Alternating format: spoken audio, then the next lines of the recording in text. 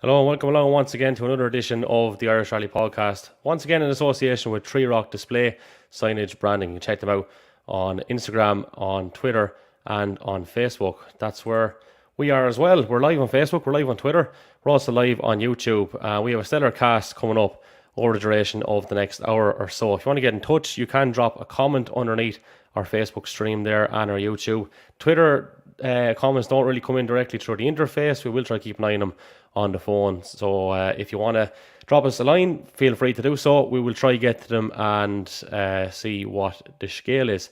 As you said, we have a stellar cast. We have a few former winners of the event. We have the most recent winner of the event, which is interesting because it was actually 3 years ago, would you believe, since we had a Rally the Lakes. But we also have another guy who's won it. It's a little bit further back in 2019. That's Mr. Anthony Nestor. 2006, I think, Anthony, was it? Yes, 2006. Alongside him at Nulty. Yes. It seems like, it's a long time ago. It doesn't feel that long. But yeah, the years don't belong going by, I don't think. A good day, good memories? Yeah, good memories. To be fair to the Rally of the Lakes, Killarney, from a competitor's perspective, Killarney put on a very good show always. I think it's the nature of the stage. Again, like, all the events so far this year, you had the Mode of Galway. It's a challenge in itself. Then you have the Circuit of Ireland, obviously, as a challenge with bumps and jumps and so on. And now we're on to West Cork, obviously, which was smooth tarmac. And then you're on to fast-flowing smooth tarmac. And then you're on to Killarney, which is a different area, different characteristics of roads, plenty little bumps and jumps, with lots of grip and much more speed and so on involved, say, than the previous event, maybe. It's a good event overall. I suppose the iconic Moyles Gap stage, even though, to be fair, I guess it's a shadow of what it was many, many years ago when the likes of Bertie Fisher or even for the most part ourselves went up in 06. I suppose, as society changes and there's more cars on the road, obviously road improvements were inevitable, and the Moyles Gap stage of old obviously fell victim to improvements, if you can word it that way, which is probably a wrong thing to say. And I'm led to believe that there's going to be further improvements over the coming years. So I suppose, I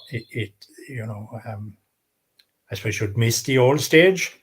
It's a much faster stage than it was now. The road is much wider, but obviously it's catering for the tourist trade, obviously, which is a big thing in Killarney. And it's such a vibrant town anyway. And it's because remember, it's not that many years ago that this international rally was the last rally of the season, and it used to be on, and it used to could be ice or snow. If we remember back to the BMW and the Russians and all them years. Mm-hmm. There was ice and snow and all that kind of stuff on the stages. So it's it has evolved well over the year. They seem to have kept a lot of the sponsors on board, the likes of the Glen Eagle Hotel and that, and Ordnance Survey, and then in recent years Cartel. So so obviously it is very positive that when you see sponsors staying with an event for so long. And if you look at it back in the 80s, it was Carling, Lager, I can't pronounce it correctly. They were sponsors for many years. So the fact that sponsors stay in events like that for multiples of years, it's obviously they're generating business out of it, because at the end of the day, sponsorship is business. And if it wasn't working, the business model, if it wasn't working for your business model, you'll just pull the pin in it and pull out. So it's a good indictment of motorsport really in Kerry. And that event as in general, that it leads it to such a positive place. And of course, everybody loves going back there, both here now and obviously they have the other event in Killarney later on in the year. But yeah, all roads lead to Killarney town this weekend. So. Mm-hmm. Rent Kill Initial on board as well. I know they were a big supporter of the historics, but bring big into the international this time out. And Mike Marnie's been a good friend of the podcast here as well, so we'll give him a shout out and say fair play for his support of not just Rally the Lakes, but definitely rallying in general and competitors. It's mad, right? The most recent winner of the event is also fresh off a 4th place finish in Rally Croatia and WRC, and he joins us here this evening. It is Mr. Paul Nagle. Paul, how are you doing? Welcome aboard. Evening. Good to meet you both of you, Kevin and Anthony. Hope you're well. Hi, Paul. How are you? Well, thanks for answering the call of duty. You're back since yesterday, I guess. Yeah, yesterday morning. Yeah, I got home yesterday morning. It was a hard week. And just to clear the record here, everybody can see I have a black eye. And just before the rumour started, maybe Craig hit me or something, and the way the social media takes off, I was strapping in the spare wheel on Sunday morning. When we leave service every loop, we have to get our tires are barcoded and marked, and at 5:30 in the morning you're climbing the back of the new Pumas, and the spare wheels are behind the back seat, so you have to more or less climb in like a small boy. And I was connecting up the strapping the spare wheel, and the bungee snapped up me and caught me in the top corner of the eye there and gave me a lovely tug looking boy face for the rest of the weekend and all the way home yesterday. So we just cleared that up before all this. Well, I'm going to say two things. Number one, you're lucky you didn't lose your eye, and when you just joined there, we heard a lot of noise in the background. So I don't know if you got a few clatters for coming on this podcast or what the story was, but at least we're after clearing it up now. Anyway, that's the choice. I think to be fair, that with his introduction about clearing it up, I thought that the first sentence was the best one. The one about Craig hitting him, I thought that would be far more dramatic altogether than the real story. So, yeah, well, you know, it's mad because obviously Sean Moriarty of Kerry Motorsport News had a nice little April Fool's prank with an M Sport entry going into the Rally of the Lakes. But yeah, that would have been quite fitting as well, especially if it was in around now with the black eye. The whole lot really would have taken off, wouldn't it? But Paul, I suppose we will chat about Croatia and stuff, but as the person who's won it most recently, I guess there's an element of disappointment that you can't participate this weekend, but there's obviously good reasons for that as well. Yeah, look, we were very fortunate to do the Taman Championship in 2019, and to win the rally was hugely important for me, for a local man at Claremont to win the rally. It was always something as a young fellow I wanted to do it, so to win it in 2019 was very important. And I have only done it twice in the last 14, 15 years, and every year I'm away. I've been in World Championship rounds around the world or away testing or something. And actually the rally, when I'm gone for the rally for the whole week, it doesn't really bother me that much. But when you're around all week now, and I leave Saturday, go testing, and all the mates are around and they're all getting ready for the rallies, and they're getting the cars ready, and the boys are wrecking, and I meet them Friday and everything. It's hard to leave, but I have a job to do. We head to Portugal on Saturday afternoon to go testing for the next round of the World Championship. So I'm fortunate I won the rally in 19, and it was a great year. It was a great rally. 40th anniversary as well. Superb weekend. Weather was fantastic. Great racing. As Anthony mentioned earlier, some fantastic stages. We had all the classics that year. Cotseda, Groom, Healy Pass. You can travel the world. You'll never find anything like that. But yeah, I accept that I'm away for some of these home rallies, and you just get on with it. And when I leave Saturday evening, I'll keep an eye on the times for Saturday, and I'll be up and down traipsing up on a Portugal test road for 250 k's on Sunday in dust and muck and rain, whatever the weather will be, and that'll be my job for the day, for 3k road for 200 odd k's. I think, as we just alluded to it earlier,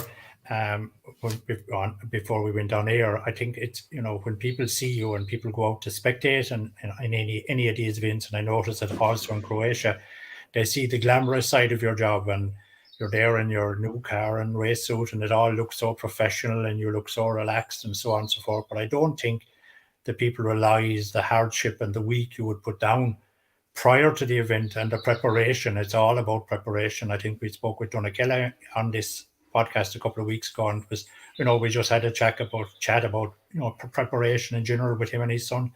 So, just out for curiosity, for my curiosity, and maybe the curiosity of the viewers, for the bit of the Paul Nagle we don't see. So, say, obviously we can't tell the future, but so what was your typical week last week? So, starting last Monday morning when the clock went at X o'clock, what's a rough week? I'm sure we only get to see the minute of it, and the smile and the autographs and all the I suppose, before we get to last Monday morning, I suppose we would have a test 2 weeks ago. So you spend the day traveling to Croatia, you do a day's testing, and you do 250, 200 Ks and get home then the following day. And because the rallies are coming thick and fast at the moment, I would be particular to have all the pace notes rewritten last year's. Whatever notes I have last year, whatever stage you're saying, I'll start with a brand new book with the notes rewritten fresh. I would have given them to Craig. Either they'd be able to scan over to him, or there's different apps now you can send over and back. And I would land to the rally with all the notes. Craig would probably have seen the notes on DVDs 2 or 3 times from last year. I would then correct any of his changes that he'd made after I'm making fresh notes.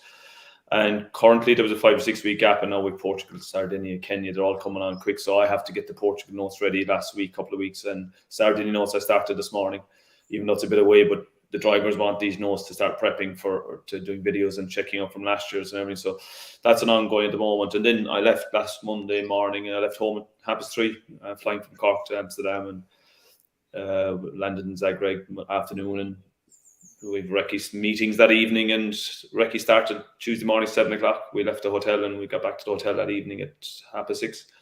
That was day 1 of Recce, and obviously we have gravel crew for the rally as well. So they arrived out on Wednesday. I had tidied up all my notes Tuesday night. Craig will be looking for videos as soon as possible, go through all the bits and pieces and see what's different from the previous years and change the surfaces and all that. The same thing happens on Wednesday. Do all the Recce again, but the Recce finished around maybe 5 o'clock, and back tidying up pace notes again. And Craig would have a load of media stuff and PR stuff to do Wednesday evenings down with all the TV crews and WRC and whatever guests are on. And I'd be back in the hotel, tidy up the pace notes and give the notes to the gravel crew. We've obviously Stephen Whitford and Derek Brown do gravel notes for him. They need pace notes, all the pace notes to be copied 3 times, a spare set for me. And they have 2 sets as well in case the conditions change. And we've John Rowan as well helping us. And then Thursday morning, shakedown starts from 9 to 11. So that was non-stop for those couple of hours. 3 runs over the shakedown. And we probably had downtime. Then you get back to the service park. We did a few changes in the car, and there's a debrief and engineers meeting. And Craig would have a press conference, a load of PR things as well. And there's maybe 2 hours of downtime then, and then you have ceremonial start photographs, all the rigmarole, the reverse seating, and it's bedtime. And then race face on Friday morning, and it was 7 o'clock start, 5:30 start, and 4:30 start were the 3 mornings, and it was 8 o'clock and 10 o'clock 10:30 get back to the hotel both nights, Friday and Saturday night. So it's huge days, and obviously it was probably one of the top rallies of how difficult it was for a co-driving driver. You've all seen the videos of we've wet, mud, gutter, fog.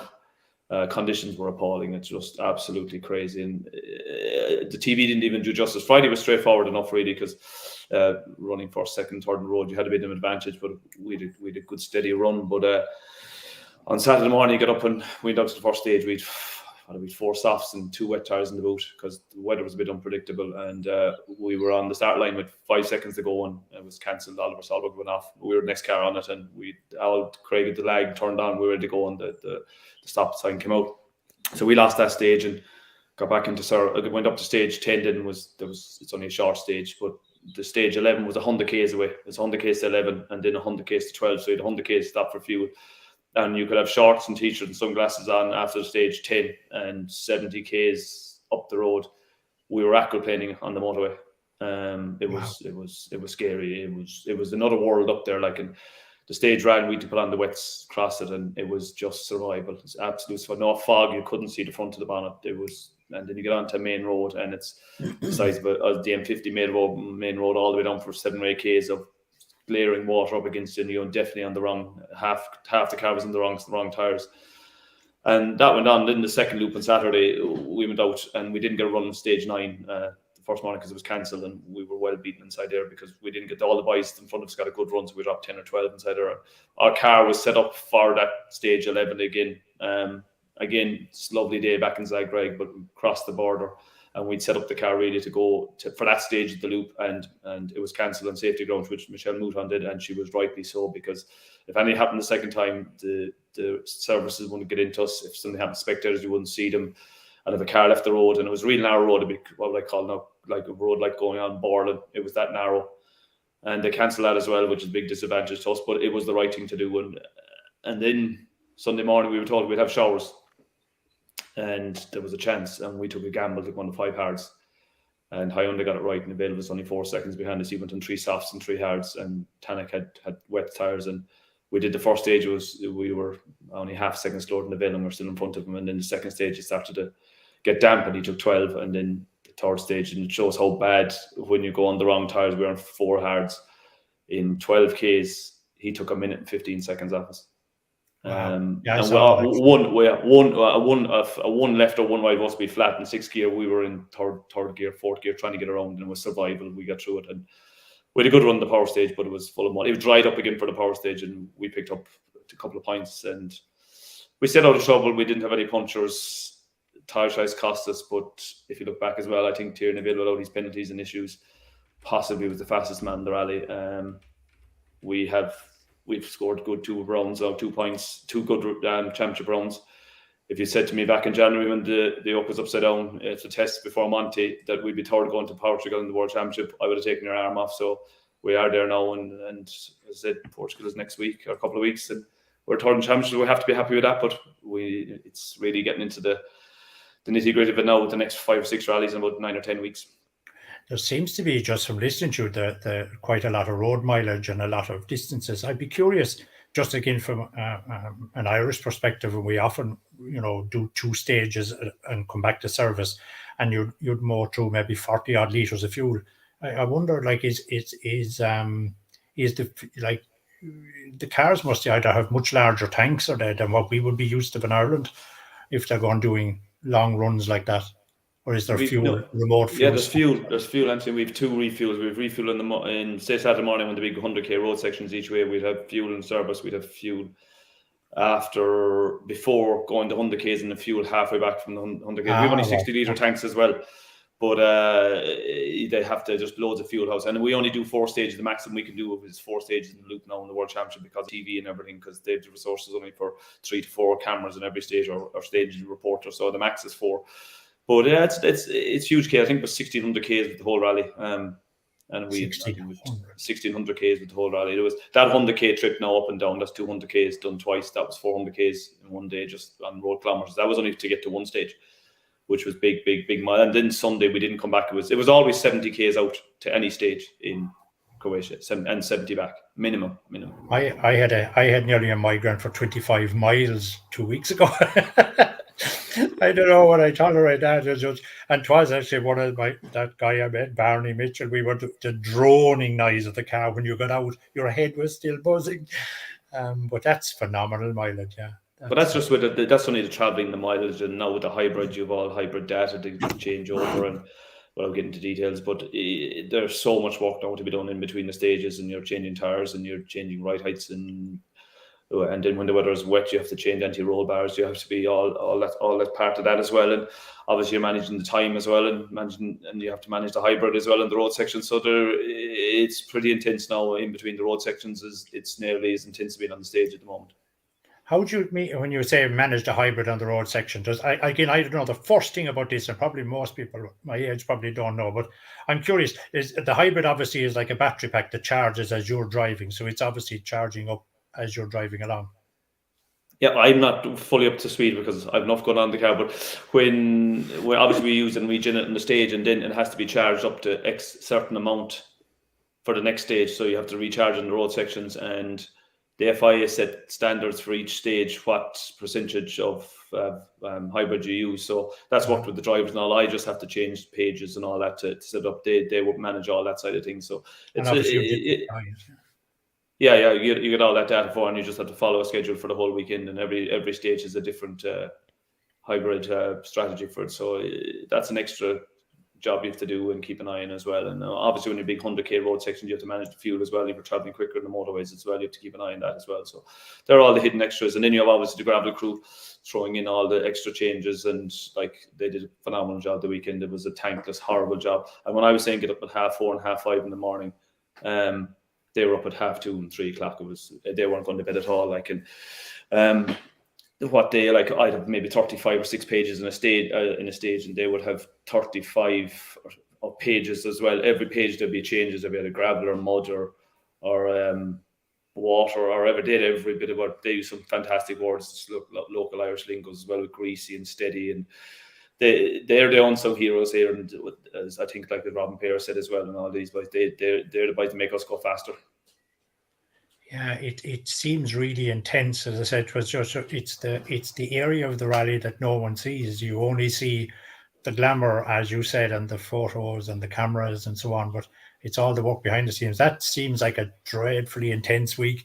I'd say when the rally is over, it's a case of take a deep breath and just go to bed early, maybe. But yeah, that happened. Well, most of the time it comes over. But like we debrief after the rally, and sometimes you're trying to get home as well, and you fly early the following morning to get home after being a week away. But yeah, the fun has really gone out of it now. It's full-time job, and you're representing manufacturing and everything.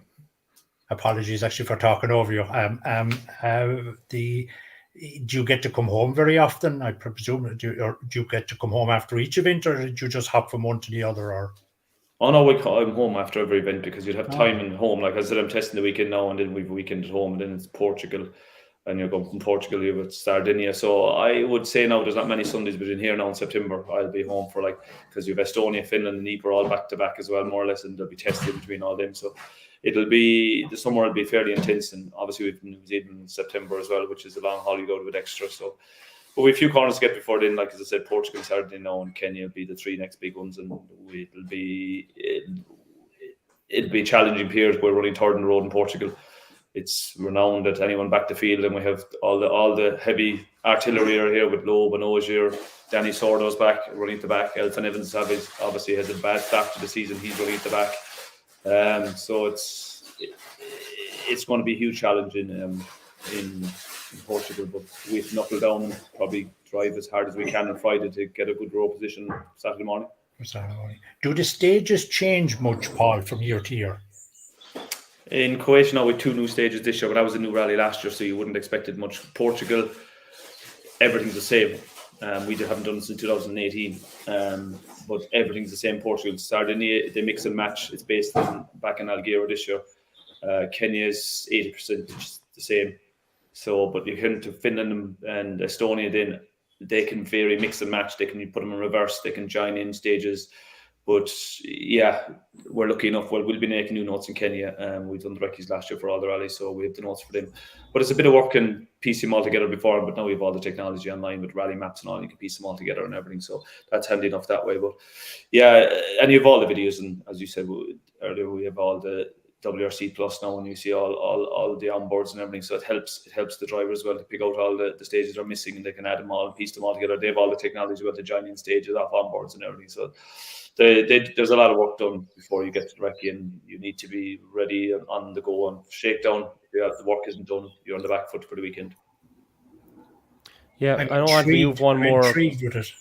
You have a big question in relation to the differences of obviously what we're used to here now with our R5 specs, and apart from pointing out the obvious, which is hybrid, Anthony was kind of curious to know, and I'm curious to know, what are the differences from sitting into an R5 and sitting into what you're in at the moment? Oh, it's night and day. It's completely night and day. We have, first of all, the safety side thing, our new cars are incredible. The safety inside it, the cages, the way it's built, it's the safest car they've ever built. The power we have, the suspensions, the technology inside in the car, excluding the hybrid, we have over 5. When the hybrid kicks in, you could have up to 500 brake horsepower. But there is no comparison to now. Absolutely nowhere near it at the moment. Yes, they were setting very good time at the weekend, but the weather was so bad.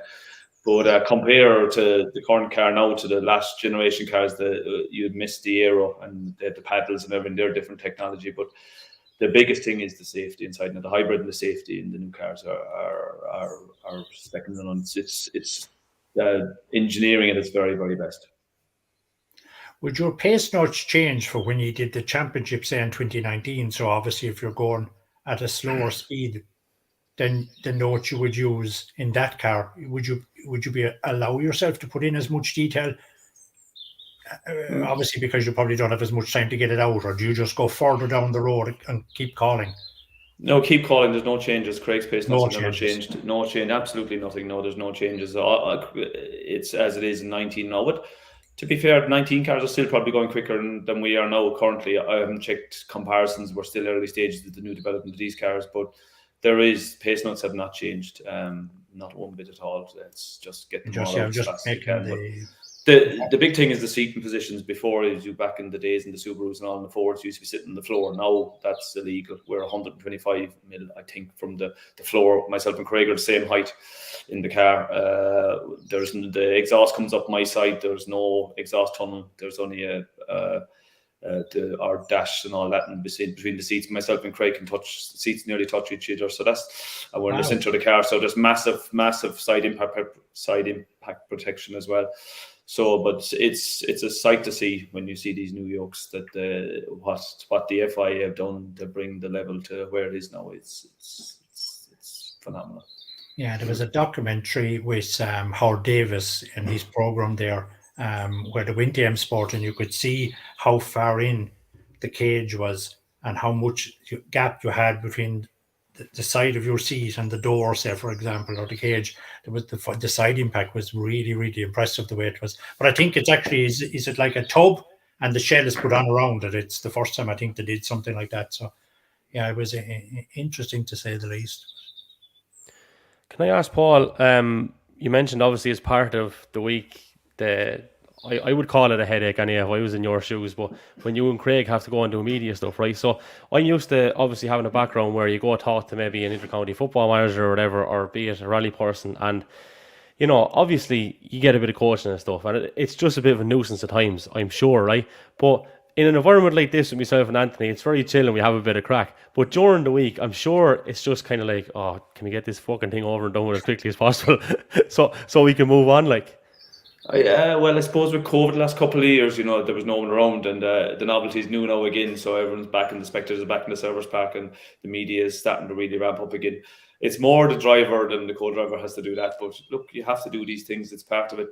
You have ceremonial starts and autograph sessions that there's people queuing up for hours to come and get them. And look, that's what makes the sport. It's good to have the people back and to have that support around the world and have the rallying, and that's what it needs. And for sure, when you go to Portugal now, we're starting a new super special down there. There are big rally people down there, and have the people there. Look, it can be annoying at times, but when you look back in the years to come, you'll go, geez, why don't you appreciate it more when you don't have it? So that's why I look at it now. Because, you know, they're here to support us, and you might as well try and help them out as much as you can. And yeah, but there's times then when you're under pressure and you want to get videos down and you're trying to tidy up notes or something up. Yeah, but look, you have to. It's part and parcel with the job now, and you have to do both. And sometimes, Paul, like I just wonder, do lads fully feel like they can always be themselves? Like, because you have to be very careful in being misquoted, and then there's obviously, I suppose, possible brand damage which can occur and stuff like that. So that's always kind of an uneasy thing that can go on in elite sports people's heads. Does that kind of occur with Paul Nagle or Craig Breen, do you think? Not really, no. You see, rallying has changed a lot in the World Championship. So social media has taken over, and you can't say anything. You say boo now. You have to be very politically correct in a lot of things. So you have plenty keyboard warriors, and you have plenty of people with their own comments because they see some clip of something that you'd be laughing at some of the things you see up on social media. But look, it is part and parcel with the job, and when you represent a manufacturer, you're a brand ambassador, you have to do the right things and say the right things to people. And you never know, everyone's got a camera now, everyone's got a video, everyone's got Snapchat, TikTok, whatever, Instagram, Facebook. So there's so many things going on now, you don't know who to follow, what to follow.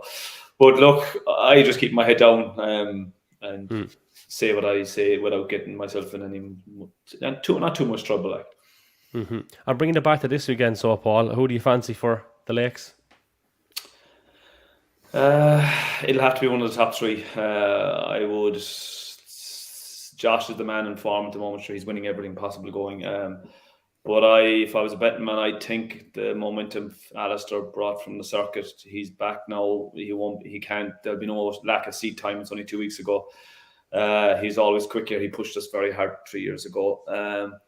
Himself and Callum will be very quick. He's the man up the gap. He's reminded us enough over the last couple of years. He's the king of Mall's Gap because he beat us there a couple of years ago, and so he won't be hanging around. But I think with Mall's Gap, not the first stage of the rally, it'll suit the likes of Fisher and Devine, because Josh comes out of the blocks like a lunatic all the time, and Mall's Gap, everyone knows it so well, so they're going on to new stages out in Gurtnagan and Bernard. But I think when you get into the Cluster Rally on Sunday with Moss Gap, Ballockbeam and Carlake, 3 superb stages, you'll see. I think Alistair Fisher, I think he'll carry his momentum from the circuit to win it. But Callum's due a win as well, and Josh seems to be the man hanging off there. But I'll go with Alistair for the win, I think. And modifieds? But there's no one going to beat Rob. Sorry. There's Rob will be there and probably finish in the top 5 or 6 overall if the truth was known as well. He'd be the man to beat here. He's never beaten Killarney, so I can't see whatever it is with Mulls Gap, he has it down to a T. He does, but again, it's not Saturday morning either, so that's leveling it up. But the modified men, if they want to get a jump on him, they'll have to get to work quickly on Saturday morning. But as you said earlier, it's great to see the new sponsors as well, like, with Rentokil and Hearns as well coming on board. It's very important after Cartel so successful the last 12 or 14 years, how long they were there. And it's a huge boost for Killarney. They were saying during the week like that it's worth over 10 million to them for the weekend. So, and I know the Motor Club have put in huge work. They put in massive work over the last number of months to get everything up and running. The town was ram-packed for the weekend, and I wish them all a very, very successful rally. And as I said, I'll be around Friday night and Saturday morning, but away I go to different pastures. But it'll be interesting to see, and I wish the club the very best really the weekend, and hopefully it'll be a very successful and safe rally as well, which is important. Absolutely. Do you want to see your neighbour before you go? Mikey, I can look out the window there to him if he's at home. I'm not sure where he could be. He could be out with the girlfriend. Well, so we'll see here now. 3, 2, 1. Mikey, how are you getting on? Very good. No, I'm not creeping across the road, Paul. I'm in town.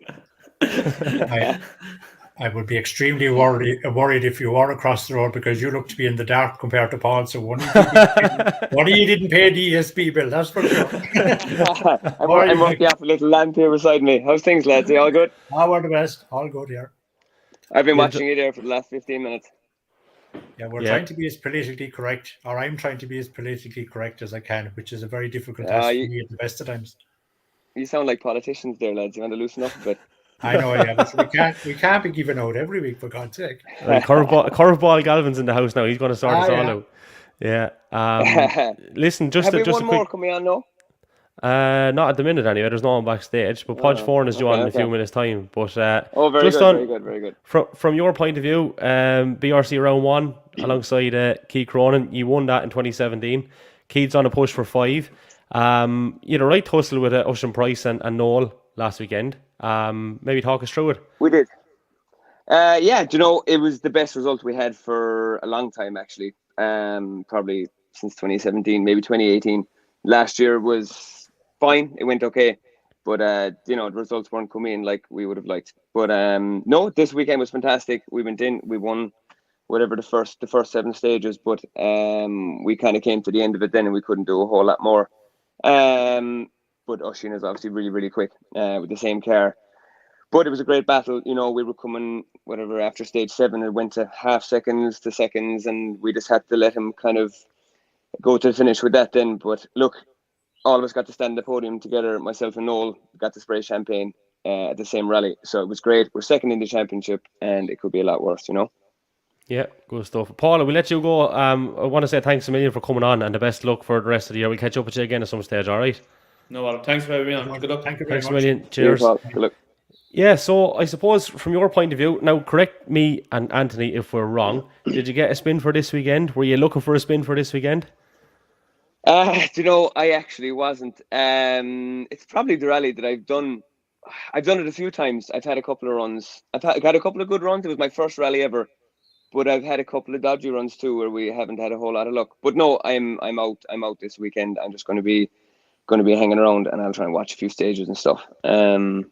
I'll be happy enough with that. I like to do, like what I do once every couple of weeks, and I'll take it off. Keep the enjoyment levels. Yeah, totally, yeah.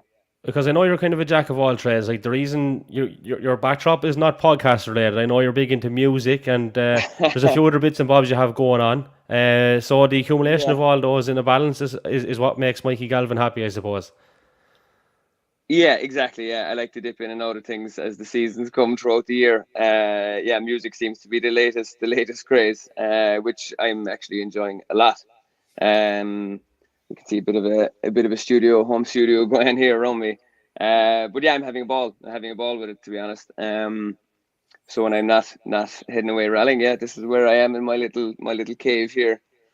Is it? Do you play music, or do you just make music, or what way does it? Or Well, I'm doing a bit of both at the moment. For a few years, I come from a musical family. My dad plays music all over the world, always. But it was always something I wanted to get better at. But I'm putting in a bit of time into it now, and I'm playing, and I'm starting to make music now as well, and do a bit of recording. So, wow. you might have seen a couple of videos on Facebook there in the last couple of weeks. But yeah, it's just something where I don't know where it's going to go, but I'm gonna keep the push on anyway and see how it goes. I must look it up now. I'm not a music person at all, obviously, but yeah, it was curiosity would always get the better of Well, me to I'm under get pressure now. something new. What's harder? What's harder, keeping a Keep tune checking or out. keeping Keith Cronin in tune? Oh God, they yeah, they kind of fall under the same intensity. But no, it's two completely different things. I like to balance it out with things that are completely different to rallying as well. Be it heading off into the mountains, running, whatever. It's just a different scene completely. It's nice. I like that balance. So talk to us about being alongside Keith then in particular. Like you sat with a good few lads. I was actually going down through your record. Like I know you sat with Rob for a while, a good while actually. Jimmy McRae you were in with. You obviously sat with Craig Breen last year as Yeah. well. Yeah, you've been with a few Yeah. heavy hitters there, as the fella said. But like a lot of people would view Keith Cronin as probably the most naturally talented driver up there anyway. Certainly, if not the most naturally talented driver coming through these aisles. Like a lot of people would have him on a pedestal similar Yeah. to Craig Breen. What's it like alongside him? Yep. You know what? It's great. It's awfully relaxed. Keith's a different guy to what everyone sees on camera, and I hear all the time people saying, "Oh, is Keith very quiet? Is he very this? Is very that?" Keith is a great friend of mine now, and he's the most relaxed guy you'll ever meet. But extremely talented, yeah. And I'm very lucky to be doing what I'm doing with who I've done it with. But no, we try to keep the stress levels down to a minimum when we go, because at the end of the day, stressed or not, you have to go and do the same job.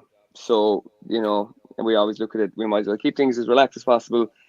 And when we go to the start line, yeah, be focused for that few minutes and, chill out other than that. That's just the way we try and do it anyway.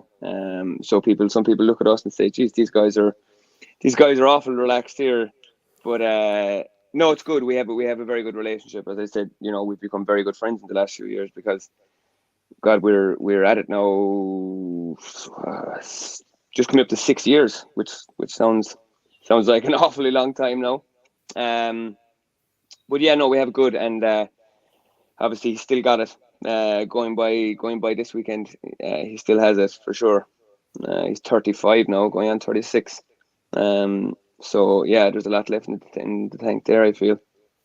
Well, judging by Sebastian Loeb's age when he won Monte Carlo, there's plenty of life, and we'll be able to follow you for many a year to come, I guess, yet. So Exactly, yeah. Well, hopefully Yes, well. we'll be able to keep going that long. And if you look at Sebastian Loeb, I'm sure there's way more left. If he had the opportunity to keep going, I'm sure he'd keep going. Yeah, absolutely. Definitely. So in terms of this weekend, Mikey, I know there's loads more we could delve into, but I'm just kind of conscious of time and stuff as well. Who do you kind of fancying? We're hearing all kinds of rumblings, by the way. Now, we can neither confirm or deny, but we are hearing rumblings that Mr. Nolan Sullivan may or may not be alongside Callum Devine. The rumour mill is rife. If that's the case, will that be an advantage? Could that be an advantage? Is Devine on your hit list, or who do you fancy?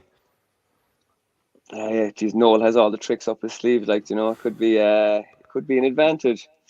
Yeah, there's, as Paul said, there is a good few quick guys there. Callum's going to be quick. Alistair's going to be quick. Josh, we saw how fast Josh was in Burr, 3 weeks ago. He was extremely, extremely quick. But there's a few guys that are really, really, really impressive at the moment. Marion Evans is gone really, really fast. And Cahan McCourt's another guy that's after getting extremely fast. Mm-hmm. So, Cahan was on a fantastic pace in West Cork, as was Marion. So, yeah, those guys, who knows? Killarney's a different rally. I know a lot of the usual stages aren't being run, but you never know. You never know. It could be a bit of a shocker. So if I was to put money at it, yeah, go on. I'd say maybe Callum. Right. There we go. So we have an Alistair from Paul Nagle. We have. Are we taking bets on here? No. Not unless one of them want to come in and offer up rates or odds or whatever at the moment. But I'd say if you were a bet man, like sure, look, Josh is probably favoured. I'd say followed closely by Alistair. You'll probably get all right money on Callum Devine, actually, I would say. We were. Go on, Anthony. You'll throw up a 20, will you?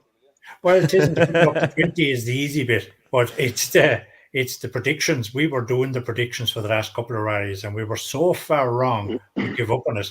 So then on the last episode, the pre-circuit episode, we had Rory Kennedy on, and he got the bang on the money. He reckoned Alistair, and Alistair won. So I've given up on the predictions, and I have to be in the rallies. I still give up on the predictions. I hate to break it to you. I cut an 8-second clip from that episode with Alistair first and Josh second as well. So, yeah. Thanks, Anthony. I think you owe me 20 as well. It's only me this morning, so Yeah. But sure, look, you can drag me down with you there as well. Sorry, we'll take one for a team. That's We're in this together. That's why I'm not going to Killarney this weekend. My predictions are bad. Yeah. Mikey, before we let you go, right, so can I just ask, you mentioned there the two Kerry lads obviously competing over in the BRC, and both is on the podium, and that is pretty cool, like, at the end of the day. And in between stages and all, the banter is there, and in general we've a lot of guys over there, and we do it every year. I actually love going over to the BRC. I've been over there now how many times? Went there once or twice in 16, 17, 18, and last year now again. So I've done as much there as I have at home. But yeah, I'll just touch on myself and Noel again. That is, that's one of the coolest parts of the whole thing. I think, the two of us were in junior infants, as was Rob Duggan. We all came the whole way up through school since junior infants, and we were always, the rally kids and, whatever. But for us there in Clacton the weekend, spraying champagne on the podium together was a pretty cool moment. Now I must say it was one of the highlights of it. It was just, we're both nearly 30 years of age, and I said, yeah, this is nice, this is good. Yeah, something you'll treasure forever. Like, so can I just ask then the same question, but on a BRC kind of scale and point of view, what does a week leading into the event in a BRC actually look like?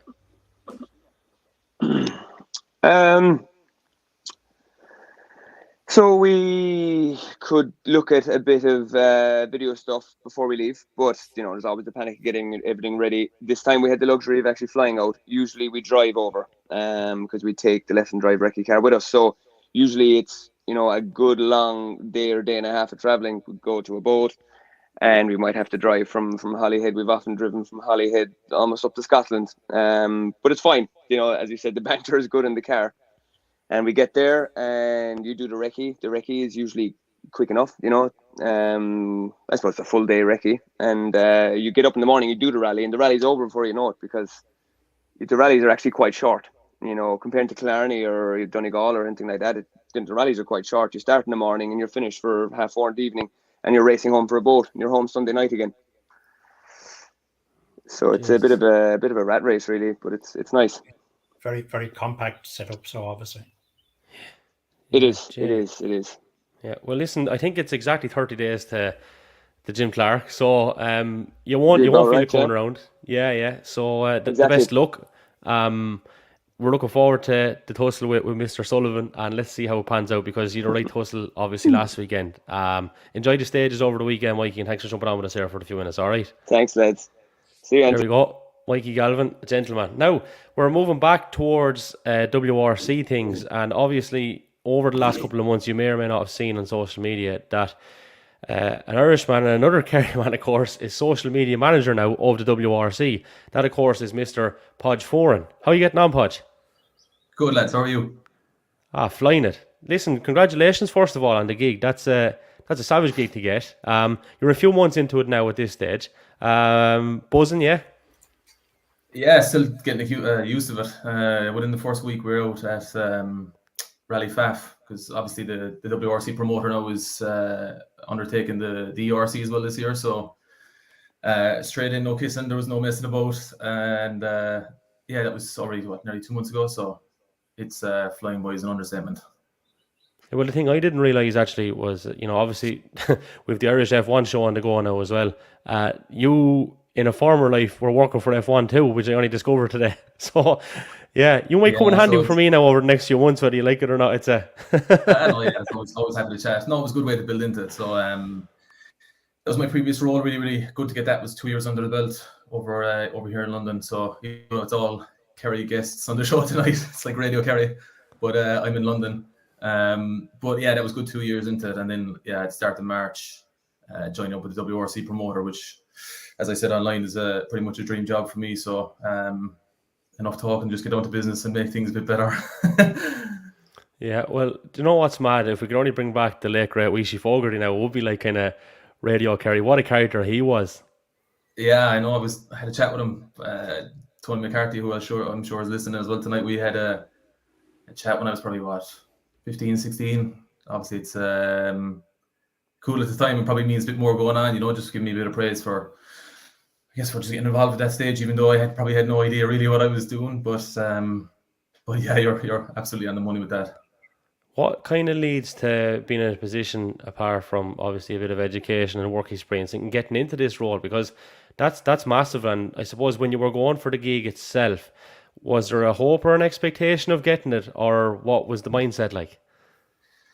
I worked very hard for it. I mean, I knew as soon as I came out of the interview, the first thing I said to my girlfriend was, if someone else gets that ahead of me, like, I'll shake their hand, because I threw everything at it. But yeah, obviously, I mean, people probably know me better from, I guess, first doing rally photos, then moving into in cars, then being lucky enough to work with the likes of SVS, that brought me up a lot, and just being stuck in Kerry Motor Club and stuff like that. I had a lot of lads around me. Thomas Fitzmaurice, I could go on all day. There's loads of lads to help me, and then you just have a go off it, don't you? You'll do stuff, and there's plenty of passion projects I've done, and you build your way up, and next thing you start getting a few pound, and you're saying, this is all right, I can get paid for doing something I like.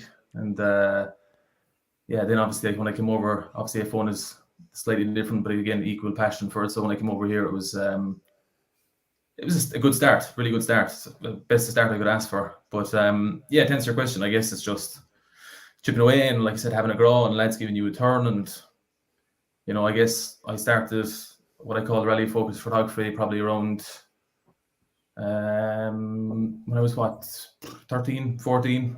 Obviously my parents were the ones really helping me along with it, but I guess that was whatever, that's over what now, over 10 years ago, like, so it's it's 12, 13 years ago, so it's a long time when you look at it that way. But like, it never feels like you're building towards something like that, does it?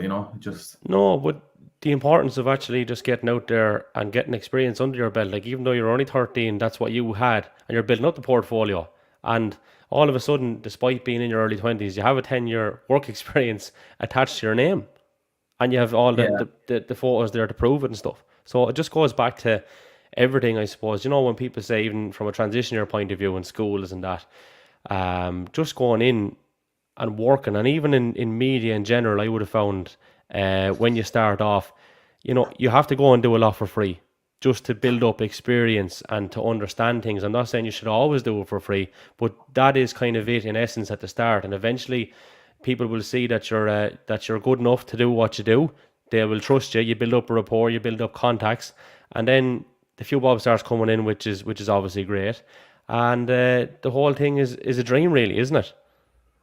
You hit the nail on the head there with that. I mean, I think the thing that polished me off, or the thing I think that brought me the furthest, was going into Kerry TB, or FOSS, as most people probably know it as. I had a lecturer inside there called Jim Toomey, and I mean, he's the one that taught me the value of, meeting people, making them comfortable, getting, like you said, a rapport, exactly what you said there. Like, it's not something that, as you said, you have to start and just do it for nothing. And it's almost like a way of currency, using like photos and stuff like that, a way of currency to being number one, to get to know a lad and everything else with it. But it also creates opportunities with stuff like that. If you have something that someone wants, even if it's just one photo, and you could take 500 in a day, that's that currency.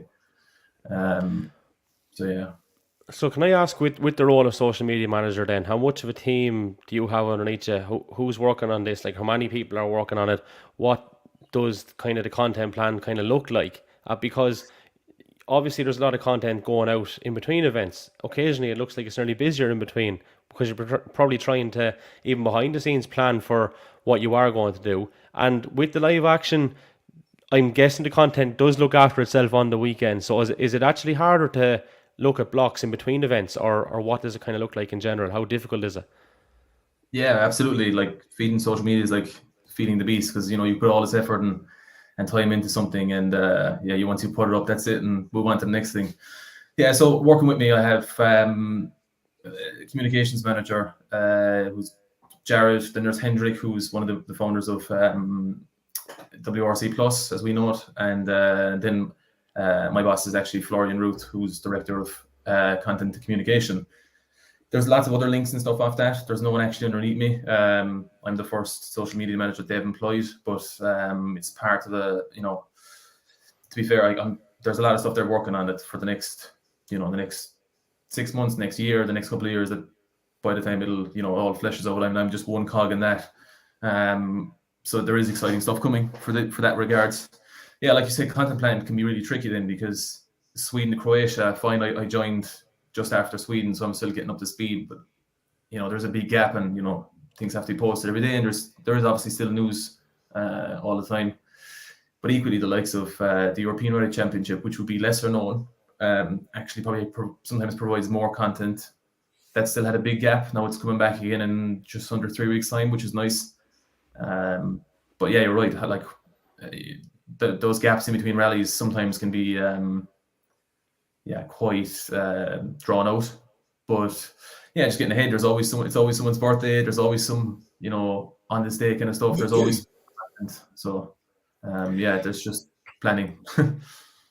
You mentioned there that this obviously it is again, I don't know very little about this, and apologies. And actually, I had to laugh. Actually, he called you Podge. To me, you were always Padraig, by the way. He threw me when he said it. I would call that more story.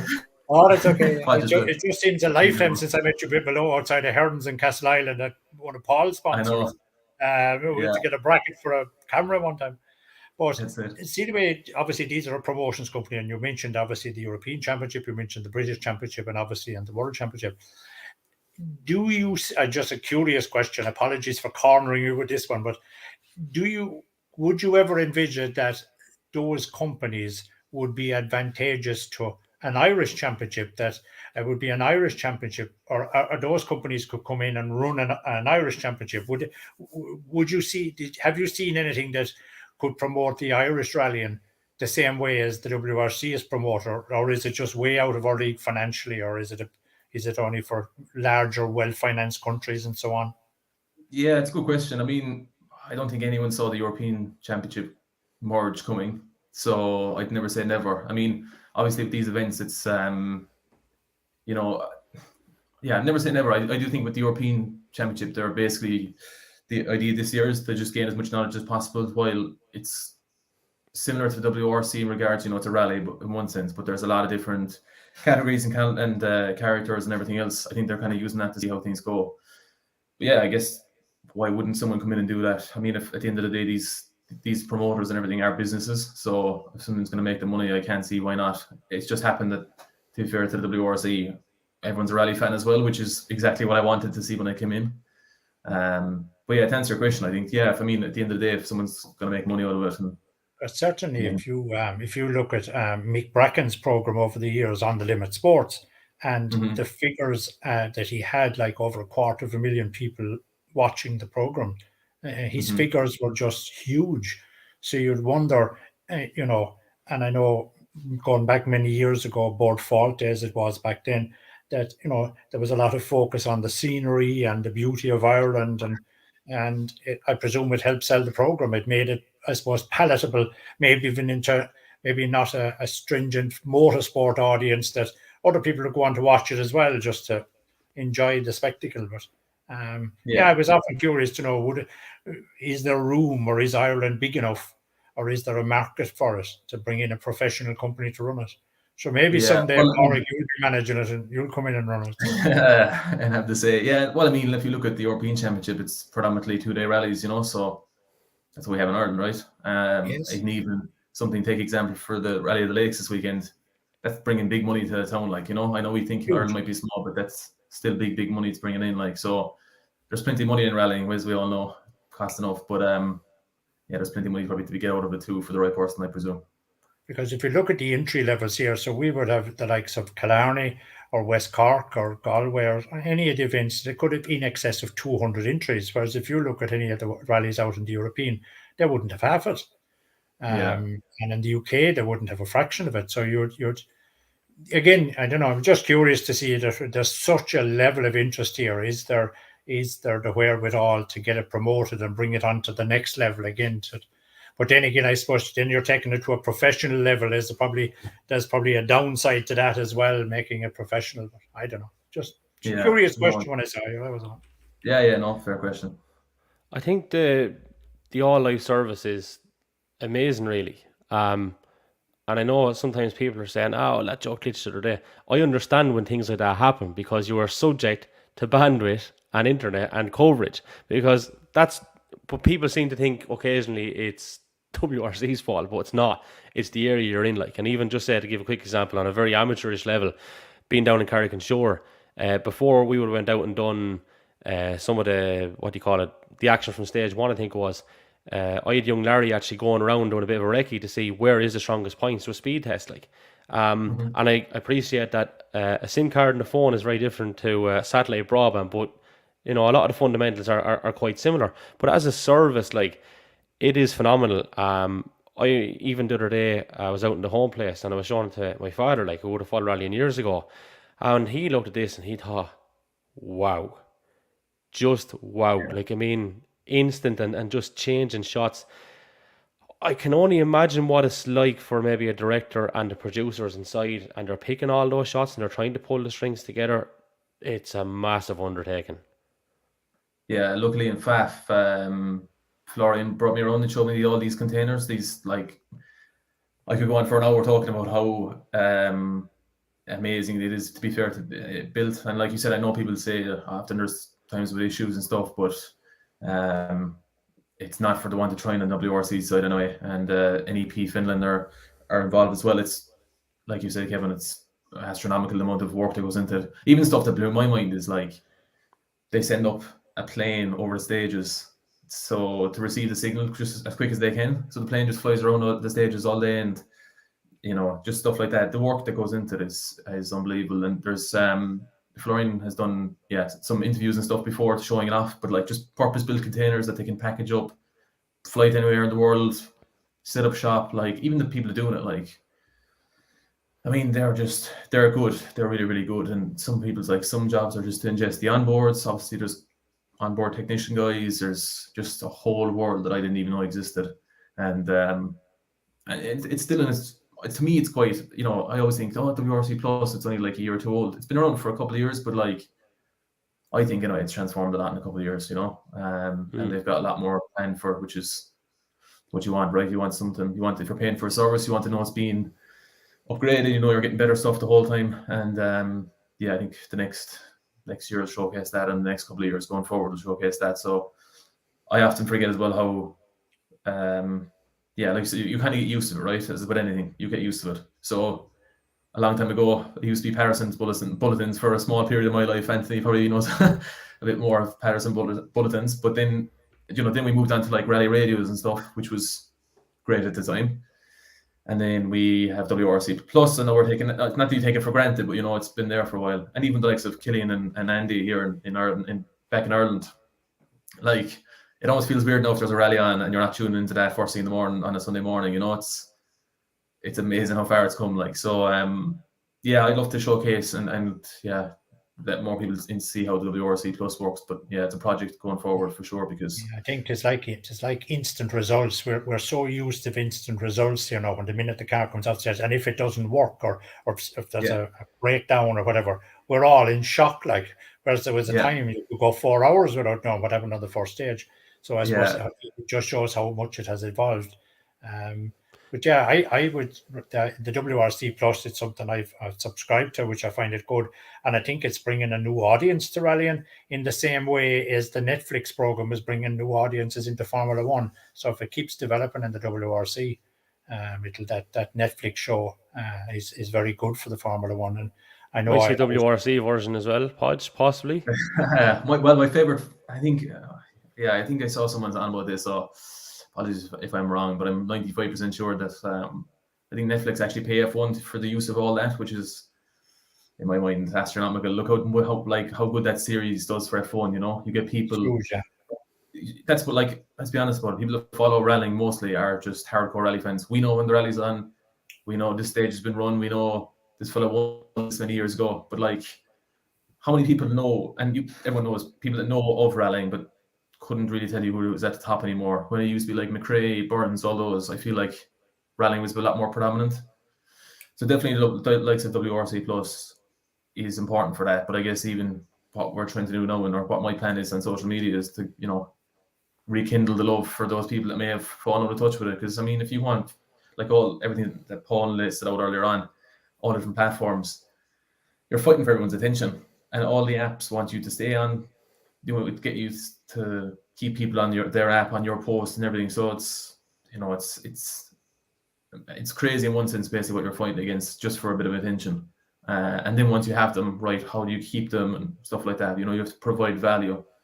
So it's funny that these apps are obviously free, like, which is, you know, Instagram, Twitter, you know, anyone can sign up to them and consume a world of content, pay nothing, obviously, but at the same time, you have to provide a lot of value to keep people there. So it's funny when you take a step back sometimes. Last question, pause before we finish up. So obviously with the WRC, we have all live and we have highlights programs, and there was big talk and debate here about whether clubs go for a TV program afterwards, or whether clubs go for a live stream on the day, as you would have saw with the Circuit of Ireland and with West Cork. And my take on that is, surely they can coexist. Like, the WRC is a prime example of it, where you have the live and you have the highlight show together. So regardless of the company involved or who you go with, could we not see that, like, you know, happen? I appreciate there is costs and probably substantial additional costs, but when you were there on site, a lot of the fundamentals will be covered in terms of the crews getting there, the service going out, and you have the content, you have the footage, you know, already there. You're doubling it up. Yes, you're getting it live, but it's obviously there on demand afterwards. You can get it, chop it up, tailor in some of the interviews, put in your voiceovers. I would definitely see a situation where hopefully we would see both of them happen for most of our events anyway, if not all. Yeah, I think the same. I think there's always going to be someone that wants to sit down, and, you know, it might be a Sunday for the power stage, you'll want to sit down and want to watch that, or you want to watch the 2 minutes highlights that we have on YouTube that goes out, or you might want to sit down after day and watch the 26-minute highlights package. Like you said, they're all the same footage cut different ways. Like, I don't think there's coming to Ireland yet. I think people get obsessed this moment with, it has to be live, it has to be now, it has to be everything. The reality with, no one's going to sit down all day and watch the rally. Like, we all love rallying, but no one's going to sit there for 9 hours and watch it. So you'll drop in for a stage, you might want to see a stage, and this obviously applies to Ireland as well, with the likes of Killian and stuff. They're like, it's unbelievable. Like, but obviously you'll watch the top 30, top 40, and then they have, you know, Killian and Lind and go and live in the next stage, and you'll watch the next stage, and then Andy might have all the cars, you might watch that, but you're not sitting there for 9 hours watching everything, you know. So yeah, I agree with what you say, though. You can definitely have room for both, and an appetite for both. And equally, the excitement you would get with, like, just say Eamon Finn, Flying Finn Motorsport, and Mad for Tars, and even Jordan McCarran did a very good video on Monaghan last weekend. You know, people really look forward to them. They're always great to look back on afterwards too. So it's just about having everything coexisting. There's a place for everything, I believe, and hopefully that's the situation we are looking at going forward. Podge, listen, thanks for coming on. We'll be in touch again, and it's great to have someone from Ireland, obviously, on the national or international stage in such an important role as well. So keep up the good work, and thanks for chatting to us. All right. No worries. Thanks, lads. Thanks for having me. Thanks, Emil. It'll be Padraig to me. That'll do. Yeah, good stuff. I couldn't get used to call. There's only one Podge to be, and that's Podge New in Galway. Podge New. You've called him a few things with expletives, all in good nature, of course. Absolutely. But, yeah. Okay, Anthony, we have 2 minutes to get our predictions in, because we want to wrap this up. We always say we try to keep it in around an hour max. We're on an hour and 6. So Who is Anthony Nestor going with this weekend? Top modified and top international. Top modified has to be Rob Duggan, and I am back and putting my €20. He said I'm putting it on Josh Moffat. I think Josh will have a point to prove after the circuit, and he's my man for the podium Sunday night. Josh and Rob, and I'm going to get into second and third because we never get it right. Yeah, I think the only right. So Josh for the international. I haven't looked at the historic entry, so apologies. I haven't seen it. I think the only thing, Anthony, that will go against Rob Duggan would be if something happened to the car. I think that's the only reason he doesn't win it in my book. Do you know what I mean? So, like, there's plenty of guys there. The heat is definitely on, even though he has that kind of knowledge and stuff. And I would expect him to take top honours as well. I think that the Gartnagan factor with Gartnagan, I don't know, hasn't been ran for a few years now. Certainly on the international, lovely stage. So it'll be a little bit new to a lot of the guys. And as Paul quite rightly said, if anyone wants to take a jump on Rob Duggan, that's the place to do it, because obviously he does exceptional times on the likes of Miles Gap where he'll pull 10 seconds on everybody. So yeah, it'll be interesting. I'm going Rob Duggan and I'm going Alistair Fisher. So there we go. Yeah, well, you didn't get a last minute call up. No, I'm not doing the rally. So unfortunately, the way it fell was I had the Owen obviously and Stuart, and Owen had originally asked me way back before last Christmas, and unfortunately, when we got the entries in for both drivers and we got it all organised for them, and I asked Eamon Cregan, who was kind enough to sit with Stuart for West Cork, to know would Eamon be available again for Killarney, which he was, and got all that sorted out. And unfortunately, within a short period of time, Owen was unable to go, and that has me at home. Right. So my championship was starting off great, and now it is in bid. So actually, I must ring Paddy Flanagan. I was given no points for West Cork. They must have thought I was in the other car. So I think I'm fourth overall in the championship behind the top three, because obviously I was swapping between two different drivers. So I think I'm between. I think I'm just behind Marianne's co-driver, Jonathan Jackson. Yeah. I think I'm 6 or 7 points behind him, but I'm short about 8 points, I think, from West Cork. Should bring me back up. So, but okay. Yeah, I'll be down a big scalp of them after this weekend. But sure, such is life. Well, look, we'll see how it all pans out. The very best luck to everyone involved. We'll be looking forward to reflecting on the event next Tuesday. It will be either 8:30 or 9 o'clock. We will confirm that on Sunday/Monday. We've already got a guest or two on standby for it, and they're tasty as well. They're known, as the fella said, without giving letting the cat out of the bag. Because I was obviously privy to name of one of the guests, so you can explain to him why you've picked somebody else for winning the rally. I'm like Yeah, okay. Right, let the cat out of the bag there, sure. Yeah. By process of elimination, I think they're going to figure it out now, aren't they? Spoiler alert. Absolutely. Right, Anthony, a pleasure as always. Thanks a million. Good night, everybody. Thanking you. That's Anthony Nestor. I'm Kevin Regan. The episode was in association with treerock.ie. Display, signage, branding. Check them out on Facebook and Instagram and on Twitter. And give us a follow as well. You can see it right down here at the bottom. We are at Irish Rally Pod on Twitter, Facebook and Instagram as well. We'll also have this on Spotify and Apple and all the usual places. Until next Tuesday, the very best luck to everyone again, and we'll chat to you. Mind yourselves.